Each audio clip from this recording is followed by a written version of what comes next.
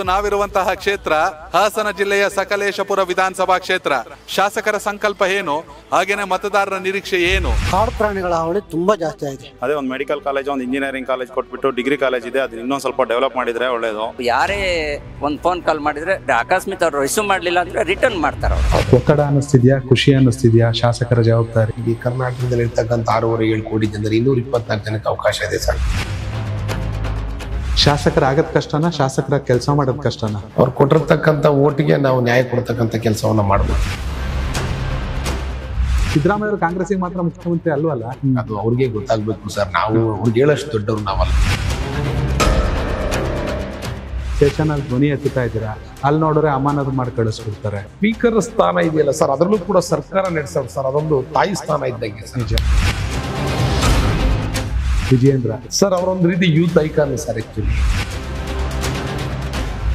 ಡಿ.ಕೆ. ಶಿವಕುಮಾರ್ ಒಂದು ಉತ್ತಮವಾದ ರಾಜಕಾರಣಿ. ಯುವಕರ ರಾಜಕೀಯಕ್ಕೆ ಬರ್ಬೇಕಾ ಸರ್? ಬರಬಾರ್ದು ಅಂತ ಖಂಡಿತ ಹೇಳಲ್ಲ. ಯಾಕಂದ್ರೆ ಈಗಲೂ ನನ್ನ ಆತ್ಮಸಾಕ್ಷಿಗೆ ತಕ್ಕಂತೆ ನಾನು ಕೆಲಸ ಮಾಡ್ತೇನೆ. ಎಲ್ಲ ಅಧಿಕಾರಿಗಳು ಸಹ ಲಂಚ ದುಡ್ಡು ಅಂತ ಸರ್, ಮಕ್ಕಳುಗಳು ಆಟ ಆಡೋದಕ್ಕೆ ಒಂದು ಪಾರ್ಕ್ಗಳು ಬೇಕು.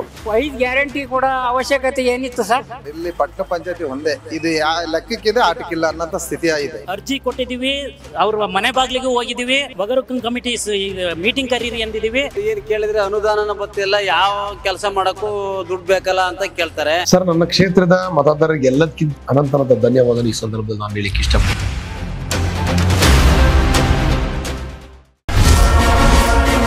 ಕನೆಕ್ಟ್ ಕರ್ನಾಟಕ, ಇದು ನಿಮ್ಮ ನೆಟ್ವರ್ಕ್.